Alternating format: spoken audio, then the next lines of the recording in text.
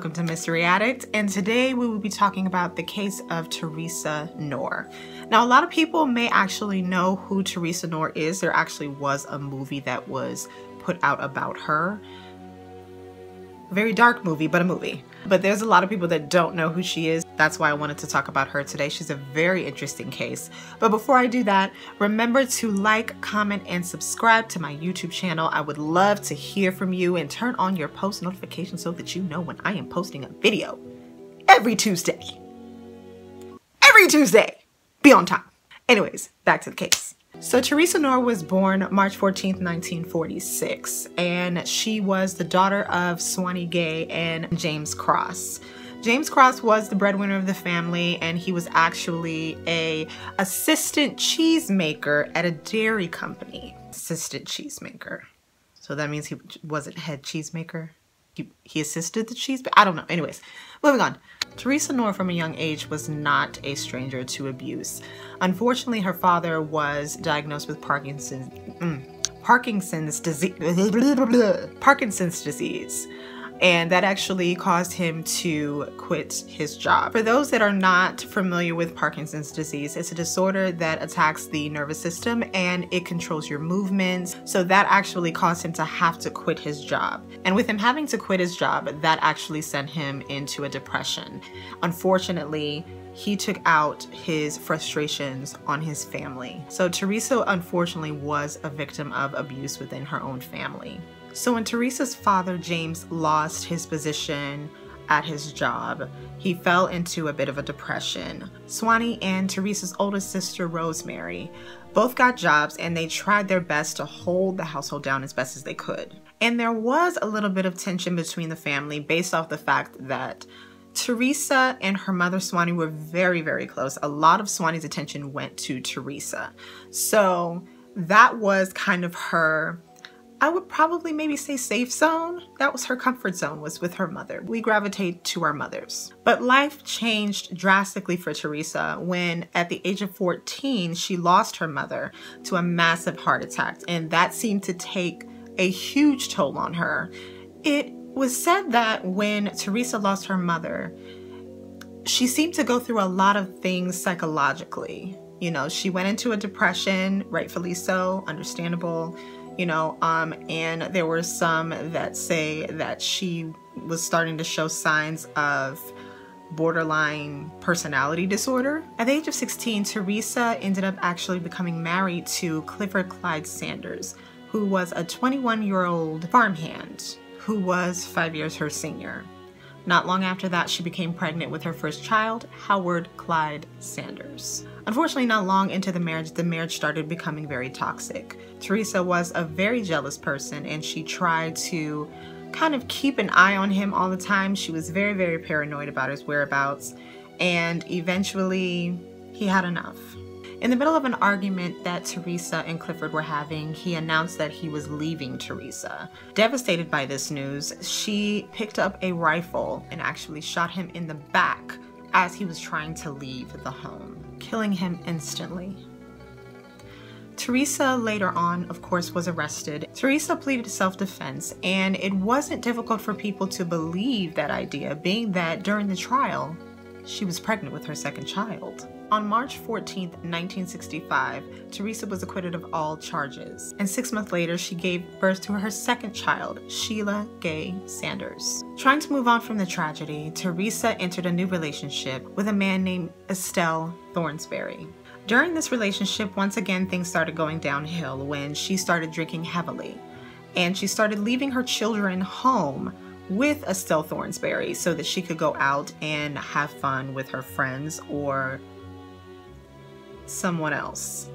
Estelle eventually grew very, very tired of Theresa's actions, but what made him actually want to leave was he found out that Theresa was not just having an affair with another man, but she was having an affair with his best friend. That's a good reason, yeah. But once again, it was not long after that Theresa was in another relationship when she met and eventually married Marine Private Robert Knorr. During this marriage, she had 4 more children: Suzanne Marlene Moore, Robert Wallace Knorr Jr., William Robert Knorr, and Theresa Marie Knorr, of whom they called Terry. But just like her previous relationships, unfortunately, this relationship went downhill as well. Teresa accused Robert of multiple affairs, and eventually he grew tired of it. Robert divorced Teresa and tried to remain in contact with his children, but due to Teresa's actions, she made it very difficult for him to do so. So he really didn't maintain a relationship with them at all, unfortunately. Teresa would marry 2 more times between 1971 to 1976, and again, like her previous relationships, they went downhill. But during the last marriage was when things really started to take a turn. Teresa started abusing her children as they got older, specifically Susan and Sheila, her 2 oldest daughters. And she had a little bit of a jealousy for them because of the fact that they were getting older, they were becoming beautiful, they were starting to blossom, starting to become women. And Teresa's looks were starting to change, she was starting to age, and she was starting to gain weight. So Teresa had a very, very big problem with the 2 of them, and unfortunately, they received the worst abuse, but specifically Susan. See, Teresa had a very huge issue with the close relationship that Susan had with her 4th husband. They were subjected to knives being thrown at them, cigarettes being burned into their arms. They were force-fed. In one incident, Teresa put a gun to her youngest daughter, Terry's head, threatening to take her life. Whew. Teresa would force her children to hold each other down while they were being beaten, specifically her daughters. Now, Teresa treated her sons a little bit different than she did her daughters. Now, mind you, they were still subjected to abuse, but she allowed for them to go out of the house. She allowed for them to have after-school jobs and to have friends and to go out while the daughters were kept inside. And she was able to psychologically imprison them. But there actually was a point where Teresa needed more money. So Susan was sent out for prostitution, but she ended up being picked up by the police on suspicion of being a runaway and a prostitute. She begged for the police not to take her home, and she tried to tell the police all that was going on in the house, all of the abuse and turmoil that her and her siblings were subjected to. But when they had a conversation with Teresa, it was a different story. She was able to convince them otherwise, also putting Terry up to speaking to the police and lying to them, saying that everything that Susan was saying was not true, and they believed every single bit of that lie. So they sent Susan back home to her mother because they saw that nothing was wrong, which would prove to be a very, very huge mistake. Even with all that she was putting her children through, Teresa had another side to her, which made it difficult for people to even fathom that she was doing all of these things at home, because she actually worked at a nursing home assisting the sick and elderly. So those that knew her saw her as a very sweet and caring, loving person who helped people. She was assisting the sick and shut-in, and she was helping care for people. So it was very, very difficult for people to even imagine that she was doing all of these things at home, that she had this side to her. Now, Susan was the first target, and she was a target because she was the only one that wanted to try to fight back. And that was a challenge to Teresa. As time went on, things got worse, and it really got bad when one night Teresa was on one of her rants and she was going completely crazy with this idea that was mind-blowing, but here it is. Because of the close relationship that Susan had with the 4th husband, she believed that her 4th husband turned Susan into a witch. A witch. And she was convinced that Susan was actually casting spells on her to make her gain weight. So in a crazy rant, Teresa ended up shooting her in the back with a .22 caliber pistol. The bullet ended up lodged in her back, and oddly enough, in a moment of crazy panic, instead of allowing her to go to the hospital so that she could be treated properly, of course, to avoid having to deal with the repercussions of her actions, she put her in the bathtub and nursed her back to health. I am trying to tell a story here, Rude. Okay, forget it. This is where it all became very, very interesting. This was the person that actually shot her, and she saw her as a threat. In this moment, everything pretty much switched. She was showing concern and was trying to get her sons to help her, and she was doing everything in her power to save Susan. Thankfully, Susan survived and she did get better. But even though Susan eventually healed from being shot by her mother, the abuse didn't stop. In the middle of another drunken rage, she stabbed Susan in the back with a pair of scissors. Fast forward, now Susan is 17 and she's about to turn 18, so she's seeing that this is her opportunity to get out. So she asks Teresa if she could leave. She said that she will never tell anybody about anything that happened in the house. She just wanted to get away, and she said that she wanted to move to Alaska.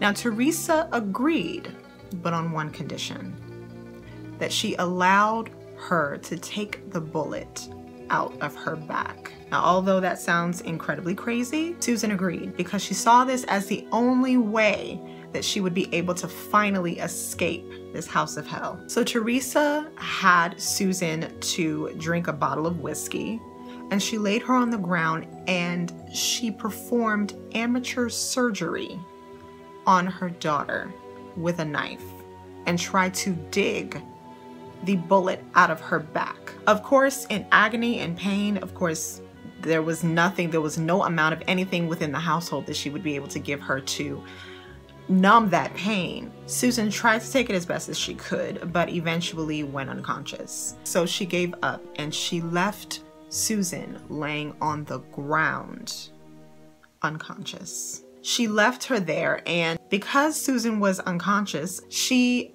put a diaper on her to control her bowels, because of course she couldn't control her bowels. She had her daughter laying there in the middle of the kitchen floor and just left her. And she had her children to step over her when walking through the kitchen. She instructed them to not even touch her. Eventually, Teresa grew tired of seeing Susan in the middle of the floor, so she just assumed that she was pretty much dead. So her and her two sons wrapped Susan up in a garbage bag, gathered her things, and they drove to the middle of nowhere and set Susan and her belongings on fire. But the thing was, Susan was not dead. She was unconscious, which means that she burned her own daughter alive. Now, you would think that after Susan's death that the abuse would stop or slow down or something, but it didn't. Eventually, the attention and the abuse turned to Sheila, and Teresa beat Sheila to death and instructed for her sons to beat her severely as well. And then eventually thrown into a very, very small closet where she wasn't even able to move or find any way to rest herself. And she was starved, and Teresa's other children were instructed to not open that door. And she was kept in that closet for several days, starving and beaten until her death. Eventually, there was a noise that indicated that something in the closet had dropped. Unfortunately, Sheila was gone. The smell from Sheila's dead body became a problem and became a very terrible stench in the house. So Teresa and her sons made the same exact trip that they did with Susan 1 year prior to the middle of nowhere near Lake Tahoe and left her dead body on the side of the road, 1 mile away from where Susan's body was burned. Now, eventually the two bodies of Sheila and Susan were found, but they were so badly unrecognizable, especially Susan's, being that her body was burned. They were not able to identify who they were, and they did not make a connection between the two. Now, after Sheila's death, Teresa became very paranoid, so she instructed for Teresa to set their house on fire because she was afraid that eventually they would be able to connect Sheila's death or Susan's death to Teresa due to the fact that there was evidence that was still in the home. When the police investigated the fire, they of course suspected that somebody set the house on fire instead of it just being an accident. but they had no one that they could actually speak to because Teresa and her 2 sons and Teresa fled and they stayed in a motel. But Teresa, at the age of 15, in fear that she would be the next victim, ran away. She ran for her life and she was able to stay with friends. Robert stayed with his mother for a short period of time and then eventually moved on. And William moved in with one of his girlfriends. It wasn't until 9 years after Susan and Sheila's death that Terry was able to finally find the strength to contact authorities and let them know that the 2 bodies that they found almost a decade prior were her sisters. She told them everything that happened, and she was able to identify everything and also bring light to why there was a diaper near Susan. She was able to give such great description, and she was able to connect so many dots. Now, during the investigation, it was very, very difficult for them to identify Susan because there was absolutely nothing to show that she even existed. All of her belongings, everything that ever existed of Susan's was burned with her. But they were able to actually go back to school records and find a picture of Susan. And that was their way of being able to identify Susan. They took her word seriously and started investigating Teresa. But by that time, Teresa had moved on and she was going under her maiden name. They eventually found Teresa when she was working for her landlord's 84-year-old mother as a caregiver. Teresa was arrested and put on trial and proved that Terry was telling the truth. William and Robert were arrested. William was actually living in the local area and he was arrested. He was living a regular life, trying to move on from everything that had happened. Robert, on the other hand, was actually in prison in Nevada for a separate murder. Now, William originally denied all of the claims, but after all of the evidence was put out and the investigators let him know all that they knew, he finally decided to let the investigators know that he did commit this act along with his brother and his mother. Now, Teresa actually tried to do the same thing. She originally pleaded not guilty until she found out that her son Robert took a plea deal and told everything. So eventually she changed from not guilty to guilty and took a plea deal so that she could avoid the death penalty. On November 15, 1993, Theresa Knorr was charged with 2 counts of murder, 2 counts of conspiracy to commit murder, 1 count of multiple murder, and 1 count of murder by torture. There was actually a small video during the trial of Theresa Knorr where I believe it was Robert Knorr that yelled out the moment that she entered the courtroom, "You're gonna burn in hell for what you did to my kids." Yeah, I don't blame him. On October 17th, 1995, Teresa was finally convicted with 2 consecutive life sentences. She's currently serving her sentence in a California women's correctional facility and will disturbingly be eligible for parole in the year 2027. It's the year 2020 now. Not cool. William's charges were dropped and he was sentenced to probation. Robert was sentenced to 3 years, but that was concurrently within his own 16-year sentence in prison that he was already serving already. Terry, the youngest daughter, the only daughter left, was able to move on at some point as best as she could, and she married twice. She moved to Sandy, Utah with her second husband, where she was working as a grocery store cashier. But unfortunately, in 2003, Terry had a heart attack and passed away at the age of 32. Unfortunately, with everything that she went through, it's not surprising.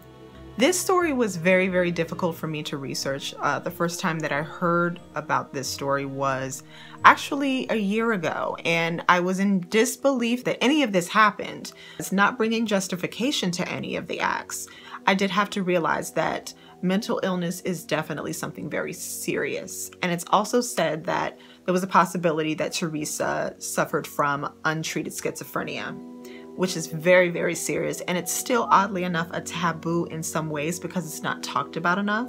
It could have such a severe effect on not just the person that's dealing with it, but the people around them. I want to know what you think. What do you think about what happened to the children afterwards? Do you think that all of the things that they went through throughout their childhood played a part in what happened to them afterwards? Do you think that any of this was connected to mental illness? Or do you think that it was that she was just a devilish woman that took out her frustrations, took out her anger, took out her pain on her children? I would love to hear from you. Please make sure to comment below. Also, like and subscribe. Again, turn on your post notifications so that you will know when I post my next video. I thank you for joining me for this Mystery Attic case, and until next time, stay weird. Normal's overrated.